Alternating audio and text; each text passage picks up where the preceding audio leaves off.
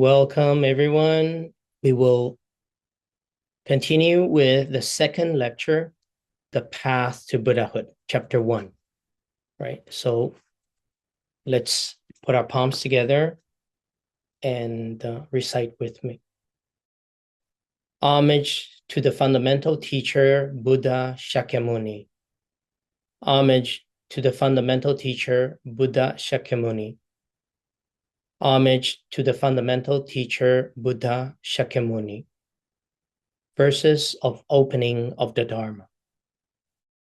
The unsurpassable, profound, and wondrous Dharma is difficult to encounter even in hundreds of millions of kalpas. Now I see it, hear it, receive and uphold it. I vow to understand the true meaning of the Tathagata.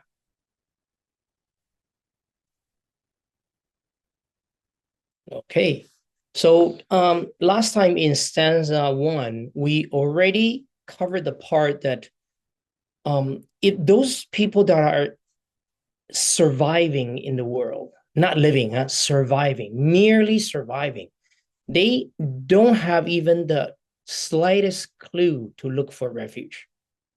But if you kind of wake up and you feel something is off, and then you feel like you're drowning in the ocean, and you're looking for something to take refuge, to hold on to give you protection and security, then you will start looking for refuge, right? And then today in the stanza 2, I will discuss what it means to seek refuge in worldly matters, worldly things. Okay, so stanza 2 goes like this. Wealth accumulated will be consumed and lost. The elevated will certainly fall. Those who reunite will have to part. Those who are born must die. So these 4 verses are actually, they're called the 4 verses of impermanence. And continuing, a well-governed nation may become chaotic. The material world forms and then returns to destruction. Among the various pleasures of the world, there's nothing that can provide refuge and protection. So let's go into the explanation. Some people do not know how to seek refuge, while some do, but mistakenly believe in false teachers and non-Buddhist other paths. Okay, so here is a terminology. Whenever we use non-Buddhist, is basically the equivalent in Chinese of Wai Dao, other path, meaning any path that not Buddhist is considered non-Buddhist path. Why do some not seek refuge? Because they are stubbornly attached to the affairs of this world, considering them extremely significant and full of good fortune and happiness. However, when their situation becomes critical, they will wake up from their golden dreams, lamenting in sorrow and disappointment. But by then, it will be too late. So mind you, all dreams are wonderful, golden dreams. Besides the occasional bad dreams, a lot of people have golden dreams. They dream with their eyes open in this world. And then which are the golden dreams that the Buddha referred to, or Master Yinshun is trying to explain? We'll get into that. There are many worldly matters that people fall hopelessly in love with or become obsessed with. The main ones being of 6 types. Okay, so there are 6 types of things that one can obsess with or fall hopelessly in love, become very attached to. Number 1, the accumulation of wealth.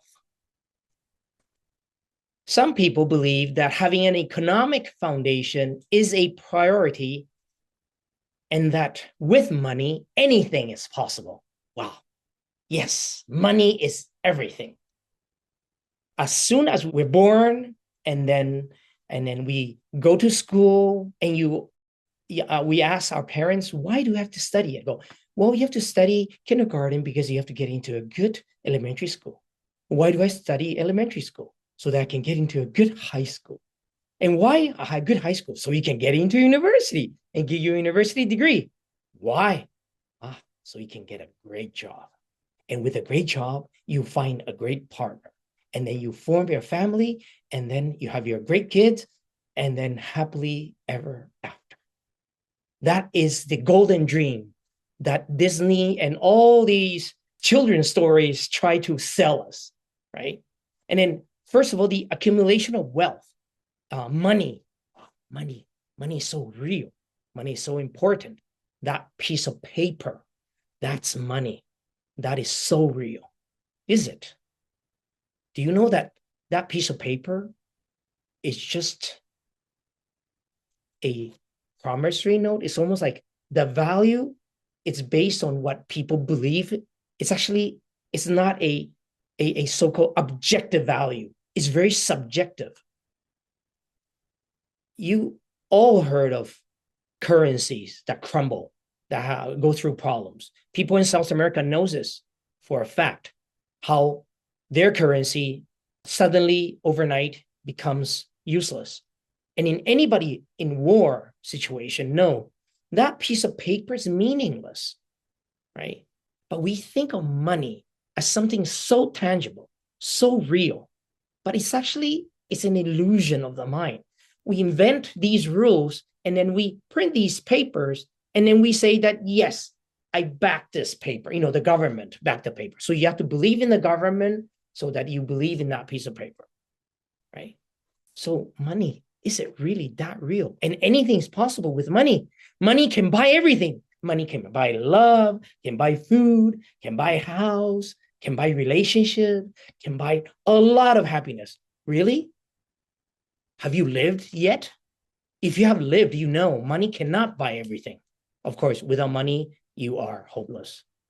So there's a saying, money is not omnipotent, meaning all powerful, but without money, you are completely impotent in this world. They even say, with money, you can command even the devil. Even the devil will listen to you. That's what it means. What they do not realize is that no matter the level of wealth that can be achieved, sooner or later, material possessions will be consumed and lost. Okay, so here is economics or finance 101. If you waste or if you spend more than you earn, you stay poor. You have to be able to earn more than what you spend. But earning is easier or spending is easier? Oh my goodness. Of course, spending is fast. Swipe, swipe, swipe, bing, bing, bing. Click, click, click, and it's gone. And then you have to work for months, right? So everything you earn and you think is tangible, and then just with a few clicks, it's gone. Okay, and let's say you are so good at managing wealth that you always spend less than what you earn, what you bring in. Okay, so does that mean that that wealth, it's secure, it's always with you? One should not think that this is due to poor management or waste, because wealth is not something that can be controlled. Therefore, the Buddha said, material possessions are shared by 5 groups. Floods. Remember the flood? The big so-called tornado or something like that in New Jersey? Everywhere in the world. Fire, Los Angeles, all the $1 million houses. Thieves, people steal. They come into your house, they steal, or they even rob you, like in your face. Wicked kings or government. tax. You're taxed out of your mind. And you're taxed and you don't see the effect, the benefits from your the tax that you pay. And one that is really interesting is the unscrupulous children. Children that are waiting for you to pass away. They're waiting to get your inheritance. They are wishing, don't wait so long for me to get what I deserve. Or children they gamble, they make bad decisions, and then the parents have to bail them out, bailing out relatives. My goodness, I know all these stories. All of you have stories of parents, relatives, siblings, friends, companies, like all these, like basically people who are looking at your wealth and want to take part in it, want a piece of it. When faced with these groups, these 5 groups, all wealth will vanish in the blink of an eye. Moreover, the accumulation of wealth leads to many worries and suffering due to its management and preservation. Okay, so here is a common misunderstanding, a myth. People think that when filthy rich people don't worry about their money. You're wrong. The bigger the pie, the more you have to do to keep that piece of pie either growing or at least not shrinking or not disappearing on you. Because when wealth gets to a certain size, you need to maintain it. You need to preserve it. You need to manage it. And you cannot make bad decisions. One bad decision can take you from wealth into poverty. And we all have heard these stories. Sometimes wealth can become the direct cause of calamity. Well, getting kidnapped. You're so rich that people want a piece of it, so they will kidnap you, try to do harm to you, your company, through lawsuits or whatever. All kinds of calamities caused by humans, right? And then, as I explained last time, every time you see in very, very gray, it's because the example, if it's more than 1,000-year-old, I skip them, okay? I try to stick with examples that are within the few 100 or 200 years, okay? So wealth in itself causes many worries and much suffering. Besides not being able to be preserved. Therefore, how can it be said that with money, everything has a solution? No. Money, it's part of something that can maintain our life, our livelihood, but it's not everything. So that's type 1. Let's go to the second one. Fame and elevated status. Well, if money is not tangible, this definitely is. The trophy, the accomplishments, the recognition. Wow, I'm so good. I'm so respected. People respect me. I'm so famous.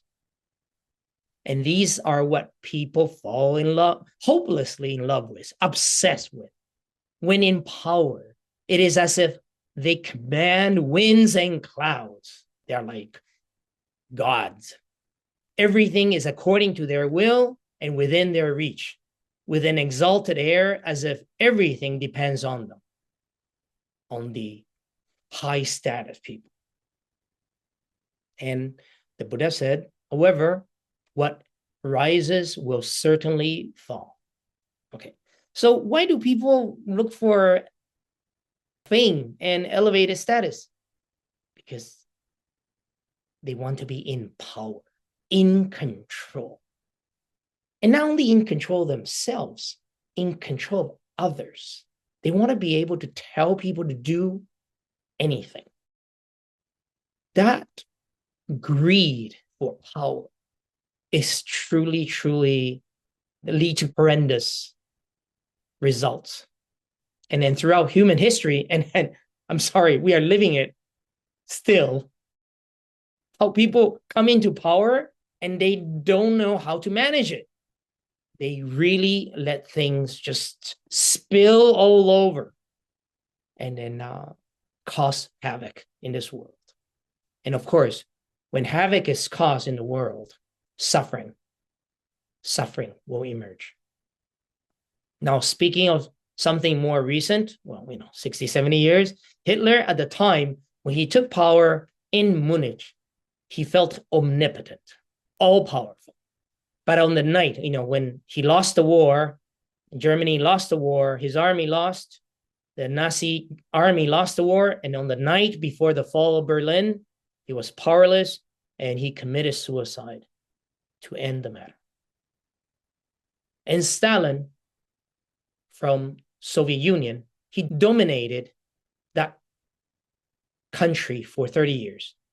And all the glory was dedicated to him. Statues, things on stone, carved. But even before his body cooled, after his death, his comrades, his colleagues, they were trying to settle scores by turning against him. And according, I remember in history lesson, they literally pull his cadaver out of his tomb and then like just whipped his cadaver. So truly, one cannot seek protection in elevated status. Fame is not the right so-called refuge. It is a mundane thing, matter, but it is impermanent. It comes and goes. Okay, so if these two things, money is not it, wealth is not it, and then fame is not it, no, definitely. This one, we are onto it right. Reuniting, being with loved one. The lovely feeling of the world. Interpersonal relationships, either as parents and children, husband and wives, in full of familial affections. Deep friendships can be established at school between teachers and students or among classmates. And in society, among colleagues, people share similar aspiration and help each other. Yes, it's a wonderful, perfect world. Everybody just love each other. Let's look at this. Parents, wow. I guess everyone gets along with their mom and dad for sure. It's all lovey-dovey. And then when you have children, and your children, they love you too. They always listen to you. They're always obedient. They never go against you. Really? I'm not saying it's not possible, but I often hear cases contrary to what I just described. People have conflicts with their mom, dad, with their children, with their husband, wife. Everything that one takes as familial affection, this I and mine, my family, my loved ones, the more you love, when there are disagreements, the more you hate. And that is the truth in this world. And imagining mom and dad saying to their children, I will always be there for you. I will always protect you. So that's assuming what? Assuming parents will never die, will never pass away, will never have any mishaps. And then parents look at children as they will always be there and they will pass on their lineage. Really? All children outlive their parents? Are you sure about that? Just go and visit the hospitals. It doesn't work like that. So what are we talking about? I mean, if we keep painting these perfect situations, but really, in real life, Do they happen? Do they last? I don't know. Is it really reliable? Place and people of refuge? Let's reflect, huh? So human beings are social animals. Being able to live and cooperate with loved ones and good friends is the ultimate ideal. Yeah, well, that's why it's so difficult. It is the ultimate ideal, but it's very difficult to reach there. And that, if you reach it, it brings tranquility. However, not to mention that loved one can become enemies. Oh, no, that's not possible. It's a loved one. Loved one cannot become an enemy. Loved one will always remain loved one. Really? Think about it. Take the red pill. The red pill, with the red pill, you understand relationship change, people change, things change. So, and no matter how loving the coexistence is among the members, they will eventually have to part. So let's say that it actually, the ultimate ideal is reached. Perfect parents, perfect partner, perfect children, perfect friends, perfect boss, perfect employees, perfect everything. And everybody just live forever, happily ever after? Nobody dies? Come on, what are we talking about here? When the time comes to part in life or due to death, people will have to leave their parents, spouses, or children, and each will walk lonely, suffering, miserable, and frightening path. In this case, who will take care of whom? The person who you designate, this person will take care of me. This person will give me security and protection. And then you go through every day worrying that this person will disappear. And if they don't disappear, you are worried that they disappear. And if they do disappear, then you go, oh my goodness, I knew it. They will disappear. No.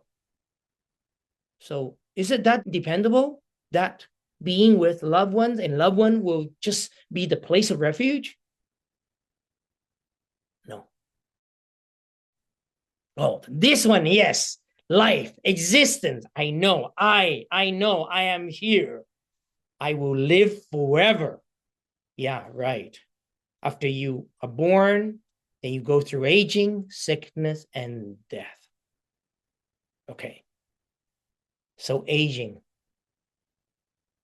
Who likes aging? Who embraces aging? Who likes getting sick? Who does not get sick ever? Who gets sick all the time? Or who ages too quickly? Or who doesn't age as much? It doesn't matter all the different permutations, degrees in the middle. But as soon as you're born, every moment that you lived is a moment less that you will be in this existence, because you are moving slowly but surely towards your death. It's a sure thing. Can't escape. So is that dependable? Existence, life. Experience tells us that those who are born must die. The reality of death is a definite fact that is everywhere. But humans, regarding themselves, think they are immortal. Right now, people are thinking, with AI, I'm going to transfer my consciousness to AI and to this new body, and then I'll just keep living and living. We will see. This pursuit for immortality, pursuit for longevity, it's endless. And we've done this for a while, and it's time that we wake up and then figure this out, accept this. Only by being alive does everything make sense. Yeah, that's true. So if you're dead, things don't make sense anymore. And so they strive, we strive for fame, wealth, and everything else to belong to things that to belong, to accumulate and belong to themselves. Even if humans speak of death verbally, they still do not awaken to interpersonal matters and other issues. When we talk about death, other people dying, when we talk about the news, yes, we're saying this. Oh, so many deaths. Yeah, but I won't die. Others will, but I won't. There's this refusal to accept death as it's just what it is. A human being lives, there's a saying, a human being lives less than a century, but has worries for a millennium. He's always worried. While alive, spending every living moment worried about something. Right? Now, this proverb illustrates the confusion of immortality, this illusory pursuit of immortality, when mortality is what's dependent arising, what is most normal. The erroneous views of longevity and eternal life arise from that. So what do you think? TikTok and all the social media, what is the thing that most people consume for older people? The material. It's all about health, how to maintain your health, how to keep healthy, what to eat, what supplement, what exercise. Okay, so are we saying that if you do everything, you will be healthy and you will not get sick? Does that even work? You just do everything that you need to do correctly, you will not get sick, you won't get cancer, you won't get any kind of disease? Come on. If you have lived and you have listened to people's stories, there are no sure answers. You know why? Because it's karma and consequence. You can't escape from karma. It doesn't matter how hard you try. You cannot, if you have done the karma, the actions, surely there will be consequence. You can't escape from that. And death is a consequence. But sickness, health, longevity, also consequences. So, however, have you ever heard of anyone who does not die? I haven't. I hope you have not either, right? That would be really weird. These 4 verses above are the famous 4 verses of impermanence. Okay. So, I'm getting a bit down right now, disappointed. Even life, existence is not dependable. It's not a right place of refuge in this world. No. Prosperity of one's nation. This got to be it. It's not about me anymore. We are moving on to the nation, the big picture. All the spy movie, the patriotic movies, and all these things. A nation for its people can be said to be the protector that provides security. Yeah. Look how much security we feel nowadays. Look at the news, all the security that we feel. The strength and prosperity of a country are closely linked to the peace and freedom of its people. Really? Really? Maybe before the pandemic, you said that, and then they go, yeah, maybe there's some truth to it. But now, during the pandemic and after, and then with everything that's going on, what peace? What freedom? No, things can happen. Murphy's Law really works. Murphy's Law, right? Yeah.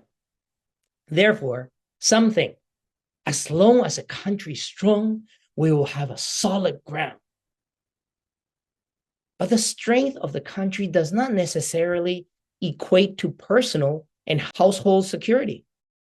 Not only is there the dispute between political parties, which are not always loyal to the common interest of the nation, but it also continually fluctuates between order and chaos. That's the way it works. Whenever there's order, then human beings are not satisfied and they go into chaos. And then in chaos, we look for order, but we're always fluctuating. So what is well governed can become chaotic. The history of humanity is an unquestionable witness to this. Therefore, taking the nation as the only protection is incorrect and insecure. It's really not a dependable protection or security. Continuing. So what about the big picture, the progress of society? Some people think humans are social animals and the civilization of society is constantly progressing.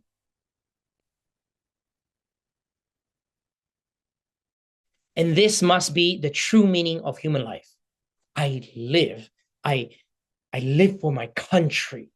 I'm willing to sacrifice for my country because my country is my identity. So why think of only oneself and seeking refuge in vain?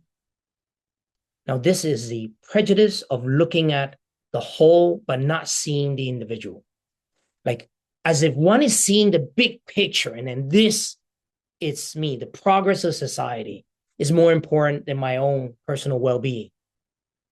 Right? Let us consider the progress of society and culture as a true meaning of human life. However, human social activities depend on this material world where we reside, the world we live in, Earth, planet Earth, and cannot be separated from this dimension, material dimension. Even if we moved to another world, it would still be the same. So, I'm sorry, but I know Elon Musk wants to take us to Mars. So Mars is forever? No, Mars won't be. Then we have to find another planet that we destroy, overpopulate, and then keep moving, right? So that is the progress of society. Just keep moving, running away one place to another, looking for protection and security. And what did the Buddha tell us? However, this material world is in a cyclical process of formation and destruction. And after destruction, it returns to formation. Think about this.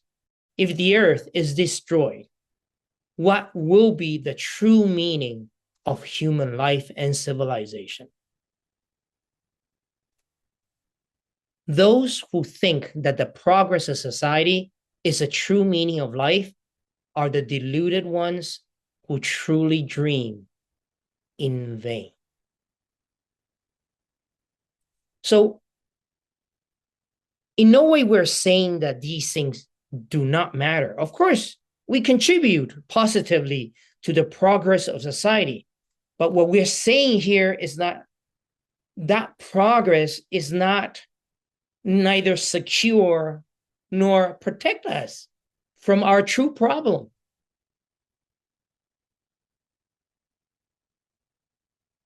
Is it important to live in a place where there's no war, no calamities, disasters? Of course.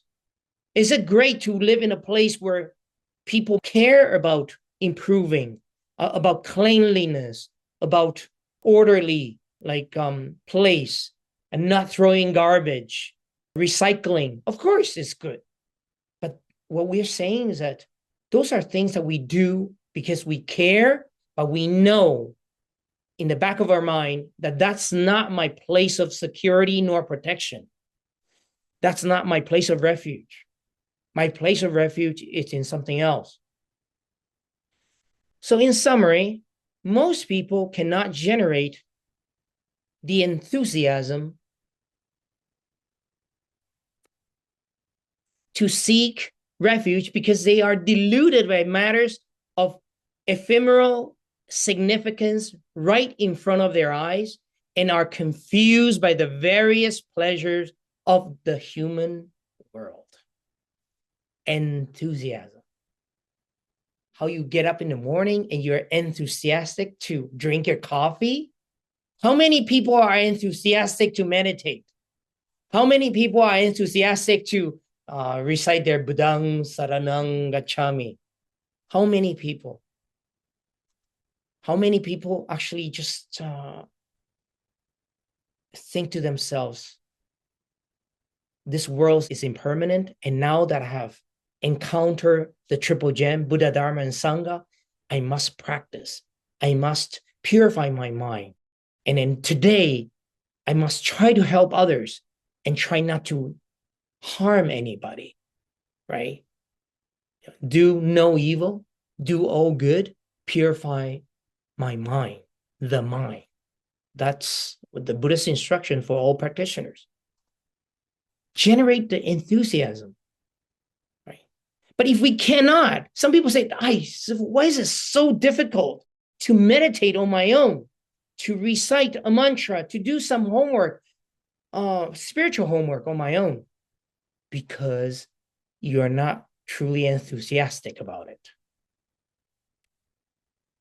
To go to a good play, to go to have fun, to visually get fed, auditively listen to good music, all these things through our senses, eye, ear, nose, tongue, touch, their body, like all these pleasures, we are more than enthusiastic. But when it comes to spiritual practices that actually help us ground ourselves, it takes some trying at the beginning. You kind of have to, it's almost like a vicious cycle that goes on looking for pleasure. And then you need to slow that down, and then make it turn the other way, the benign cycle of turning spiritually. So according to this arguments and investigations above, or argumentations made one by one of each of the 6 groups, we prove that there is nothing that can truly provide refuge and protection. If everything is impermanent and unsatisfactory, then what should be the object of refuge? Right? So this is very important to know. We are not denying the 6 types that can bring a certain notion of kind of like being in a better place, security, some form of security, and then feel protected. However, we should not be deluded to think that that's enough. Because look at this. When we go back, this constant pursuit of wealth enslave us into this materialistic search. It's never enough. The numbers, once you have roof over your head and enough food, and you don't have to worry about food and shelter, then everything else is gravy. It's just extra. But we want to have more just in case. Okay, sure. How much is enough? Seeking for these things and then placing all your energy into these things. First of all, can you get them by wishing for them? Is that how it works? Cause and effect? You work hard, you're smart, and then you become wealthy? Oh my goodness.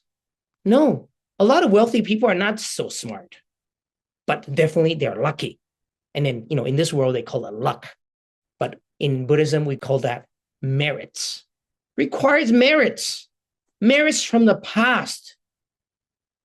Due to merits we can, through the right means, right livelihood, convert those merits, the invisible merits tokens, into wealth. But it's definitely not by just trying hard. Not enough to try hard. it has to be the right attitude too. And understand that floods, fire, and then taxes, the government, all these things, they can take away your wealth anytime. And then look at the wars right now. What's happening? Do you think any of those refugees running away from war zones, can they take their wealth with them? No. And us that are okay in peaceful countries, this wealth that we are accumulating, can we take with us? No. So what are we doing? And then fame. Oh my goodness. Yes. Once you achieve fame, your name is engraved in humanity's mind. And then you'll be famous forever. You think? Songs come and go. Famous this, famous that, famous person. Once a famous person dies, their contribution, it's recorded in history. And then are they remembered every day, all the time? No. And what's power? Power while you have it. If you abuse it, you create more enemies. Loved ones. I know everyone wants to have a good relationship with their mom, with their dad. But is that even possible to wish for that and then get it? Your partner, husband, wife, great relationship, perfect relationship. How likely? Your children, perfect children. And they themselves go through this search themselves, the questioning. So what kind of message are you giving them?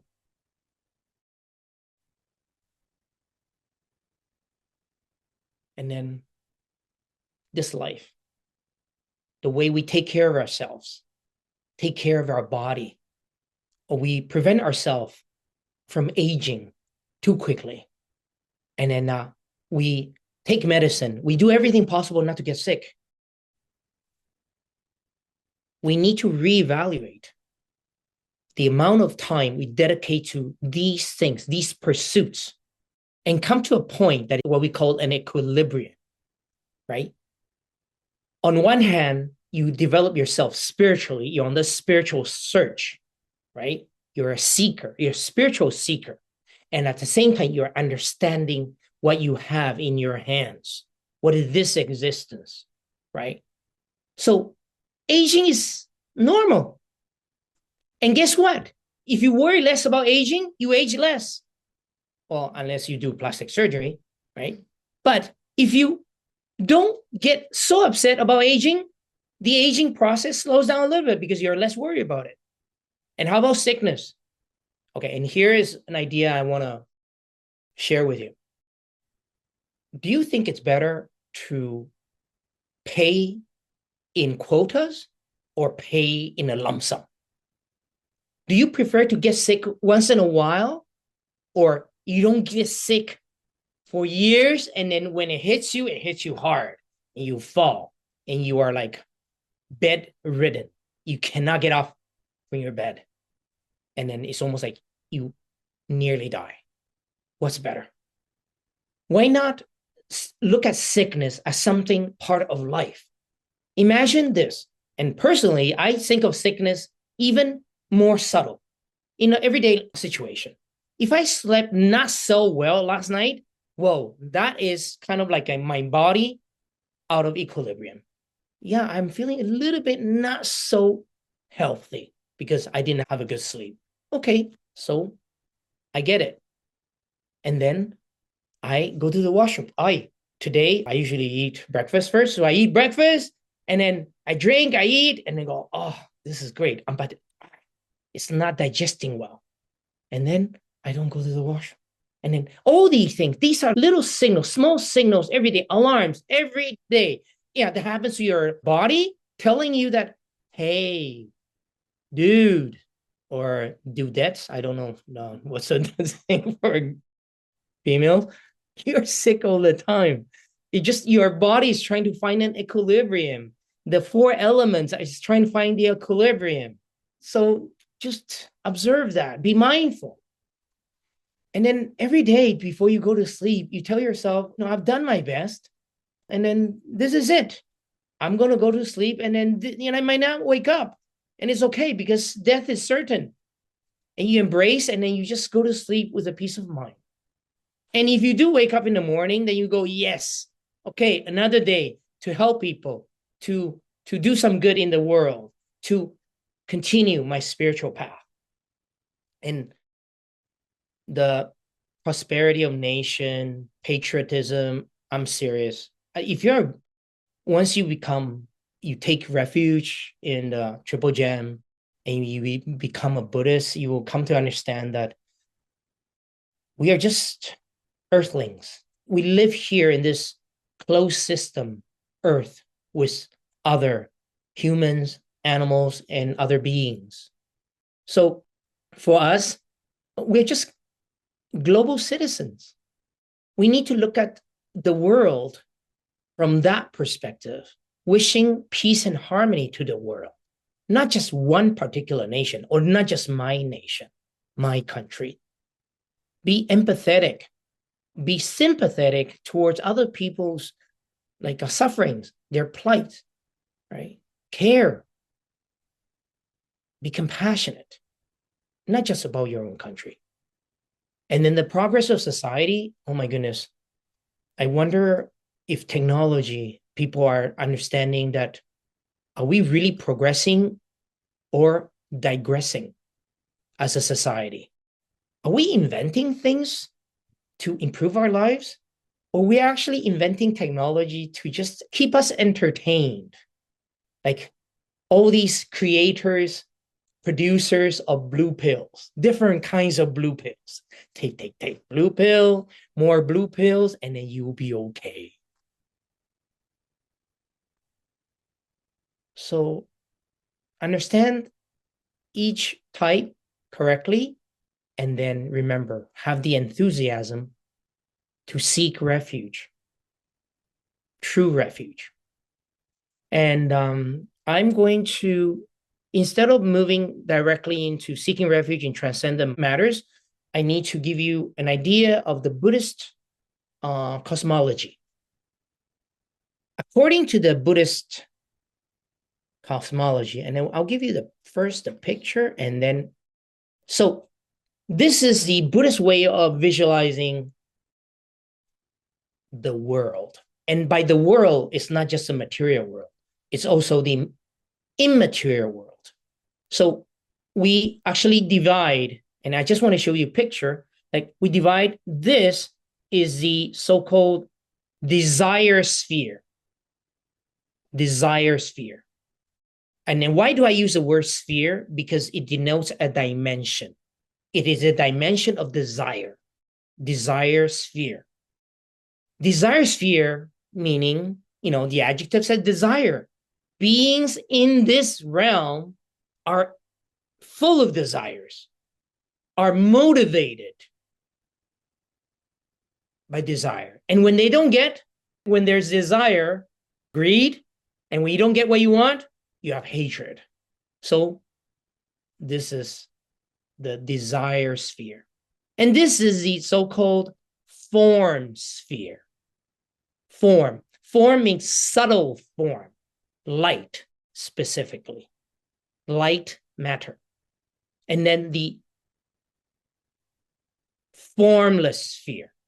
Okay, so this will be the way to kind of visualize it, okay, as a graphic.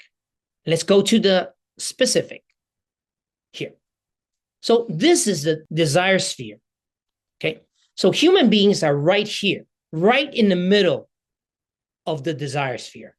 And this realm, the human realm, is the realm with the highest potential of enlightenment.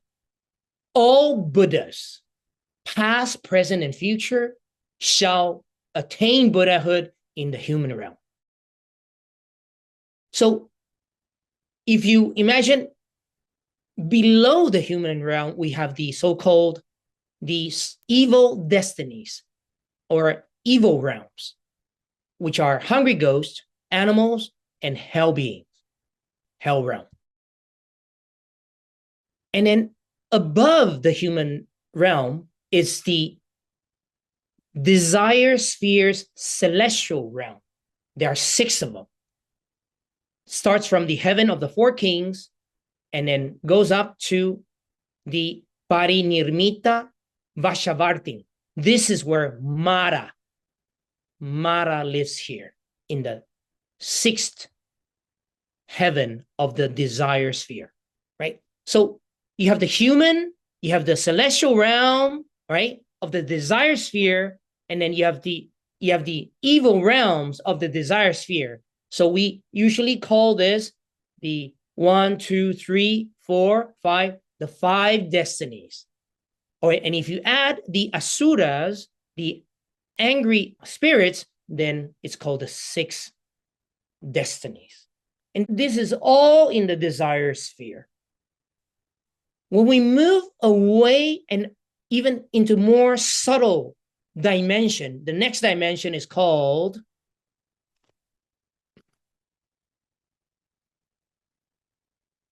the form sphere, Rupa Dhatu. This is in the Pali, it's Kama Dhatu, and the other one is Rupa Dhatu. So it's divided, the form sphere, because it's more subtle matter. It's in fact, it's starting here already, it's the celestial realm is just bodies of light.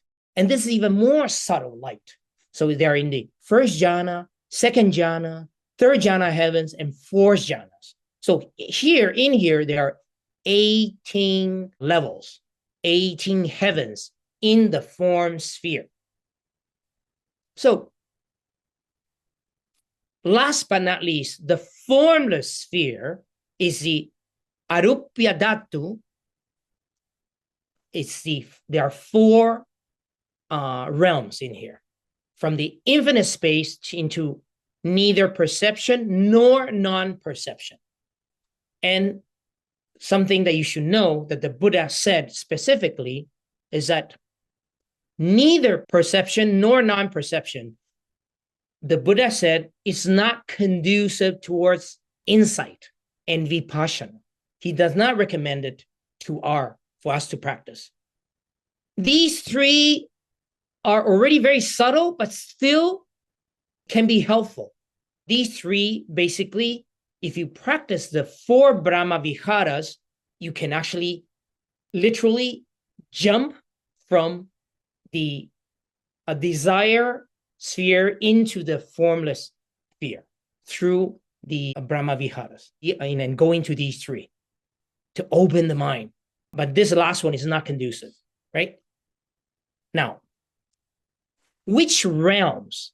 Let's talk about the human as the so-called the center of all possibility of the spiritual world, because this is the human realm is the realm that we can achieve Buddhahood, enlightenment, perfect enlightenment. So our interaction with other realms, what is that? So practically, according to the Buddha, in the old days, the many desire sphere heavenly beings, they communicate with human beings. And even more hungry ghosts and asuras, like ghosts and spirits, they also communicate with human beings. That's why the different religions, according to who they worship or what they worship, determines their level of consciousness in that practice. And then everybody calls them spiritual, but transcendent, because it's not human. But remember, it can be evil also. It may not be for the good. Now, if we look at the major religions, at most is the connection with the Brahma, with great Brahma in the 1st jhana. right here. Beyond this, second, third, and beyond, and into the formless sphere, they become what we call solitary dimensions, where the consciousness is in their spiritual practice, right? But it's not a Buddhist practice necessarily, but it's solitary. It's not a social environment. Up to the first jhana of the form sphere, there is the great Brahma. He has his ministers and also his subjects, the assembly of Brahma. Here is still, there's a social structure here. So this is important for you to know, because when we move into the next thing of so-called subjects to take refuge, then we will start discussing and then remembering different religions, all, like Candomblé, Voodoo, this religion, that religion, what the Taoism, or this, that, all these things, they have subjects of refuge. And we need to know our relationship and with them, and how to understand them, and how not to get them confused with the Buddha. Oh my goodness, some people like get this total confusion and think that, oh, everything gets Buddha, and then that is Buddha, this is Buddha, and then the whole thing is Buddha. So no, some practices can lead you straight into really, really bad situations. So it's 1 hour already, and let us recite Transferring the Merit together.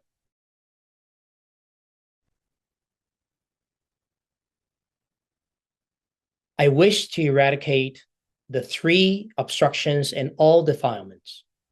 I wish to attain wisdom and true understanding. I wish that all calamities and obstacles be universally extinguished. I shall constantly practice the Bodhisattva path, life after life. Namo Pho.